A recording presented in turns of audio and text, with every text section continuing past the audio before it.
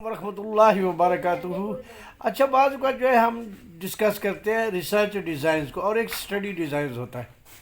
اچھا، کچھ بکس کے اندر جو لکھا گیا ہے وہ ریسرچ ڈیزائن ہے، اس کو ایکشن ریسرچ بھی کہتے ہیں۔ جب آپ تیاری کر رہے ہوتے ہیں کسی ریسرچ کے لیے، کوریلیشن بھی کہتے ہیں، کوریلیشن اور اس کی سگنیفیکینس بھی آتی ہے۔ کوارٹ اسٹڈی بھی اسی میں ہے اور کراس سیکشنل اسٹڈی بھی اسی میں ہے۔ یہ بہت ہی مختصر جو ہے اگر دیکھا جائے تو ریسرچ ڈیزائنز کو ڈسکس کیا گیا ہے۔ لیکن اس کے بعد جو ہے وہ اسٹڈی ڈیزائن جو ہوتی ہے بیسیکلی اصل میں اس کو ڈسکس کرنا وہ ضروری ہوتا ہے۔ اچھا، کچھ لوگ جو ایتھیکل ہوتا ہے اس کو ایتھکس کو اسلامک میڈیکل ایتھکس بھی کہتے ہیں۔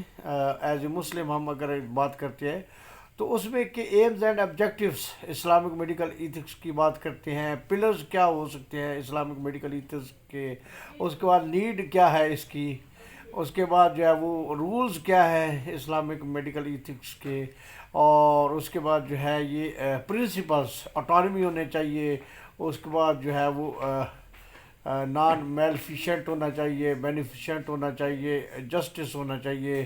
اس کے بعد باقاعدہ جو ہے وہ اسلامک میڈیکل ایتھکس کوڈ ہے، اور باقاعدہ اس پر جو ہے وہ بہت زیادہ کام ہوا ہے۔ جہاں تک جسٹس کی بات ہے، حضور پاک صلی اللہ علیہ وسلم کو اس دنیا میں بھیجا گیا یا باقی پیغمبروں کو بھیجا گیا تاکہ وہ جسٹس جو ہے وہ لوگوں میں کریں۔ اور اس میں جب ایک ایز اے جو ہے وہ ڈاکٹر آپ کسی کو ٹریٹ کرتے ہیں تو اس میں یہ رنگ، نسل، مذہب اور باقی چیزیں نہیں دیکھی جاتی۔ آپ کے سامنے جو مریض آ رہا ہے آپ نے اس کو ٹھیک کرنا ہوتا ہے۔ اب اگر دیکھا جائے اسٹڈی ڈیزائن بیسیکلی ایپیڈیمیالوجی کے اندر جو ہے اس کی بڑی جو ہے نا وہ امپورٹینس ہے۔ اور یہ بیسیکلی ڈیزائنز کا مطلب ہے، اسٹڈی ڈیزائن کا مطلب ہے کہ اسٹڈی یہ ایک پلان ہے specific to conduct a specific study. اچھا، اگر اسٹڈی ڈیزائنز کو ڈسکس کیا جائے تو دو طرح کے ہوتے ہیں۔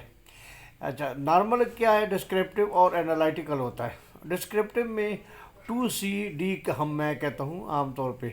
اچھا، ایک سی سے کیس رپورٹ، ایک سے جو ہے وہ کیس سیریز، اور ایک سے جو ڈی ہوتا ہے اس کی ڈسکرپٹیو ایپیڈیمیالوجی کہا جاتا ہے۔ اور انالائٹیکل میں پھر ڈفرینٹ ہوتے ہیں۔ ایک تو رینڈمائز کلینیکل ٹرائلز ہوتے ہیں، دوسرا کوہارٹ اسٹڈی ہوتا ہے، اس کے بعد کیس کنٹرول اسٹڈی ہوتا ہے، بیفور آفٹر اسٹڈی ہوتا ہے، کراس اوور اسٹڈی ہوتا ہے، ایکالوجیکل اسٹڈیز ہوتا ہے۔ اچھا، ایک اور اسٹڈی جو ہے اگر دیکھا جائے تو کلاسیفیکیشن جو ایپیڈیمیالوجی میں دی گئی ہے وہ ڈسکرپٹیو ہے۔ ڈسکرپٹیو تو آلریڈی جو ہے وہ ڈسکس کیا جا چکا ہے۔ انالائٹیکل میں پھر مزید جو ہے نا وہ آبزرویشنل ہوتی ہے اور ڈسکرپٹیو اسٹڈی ہوتی ہے، یعنی انالائٹک میں بھی آپ جو ہے نا وہ ڈسکس کرتے ہیں ڈسکرپٹیو اسٹڈیز کو۔ اچھا، پھر اس میں بلائنڈ ہوتا ہے، رینڈمائزیشن جب کرتے ہیں۔ اصل میں بلائنڈنگ کا مطلب یہ ہوتا ہے سبجیکٹ جو ہوتے ہیں ان کو پتہ نہیں ہوتا کہ وہ کس گروپ سے جو ہے وہ تعلق رکھتے ہیں۔ رینڈمائزیشن میں جو ہے وہ اگر دیکھا جائے تو سنگل بلائنڈ ہو سکتا ہے، ڈبل بلائنڈ ہو سکتا ہے، ٹرپل بلائنڈ ہو سکتا ہے، اور کوادرپل بلائنڈ ہوتا ہے۔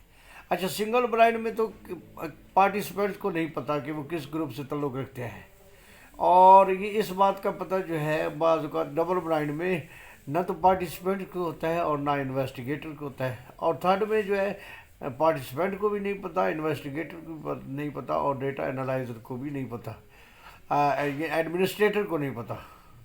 اچھا، کوادرپل میں جو ہے اگر دیکھا جائے تو پارٹیسپینٹس کو پتہ نہیں پتہ ہے، اس کے بعد انویسٹیگیٹر کو نہیں پتہ ہے، ایڈمنسٹریٹر کو نہیں پتہ، اور پھر جو ہے وہ ڈیٹا انالائزر کو بھی نہیں پتہ۔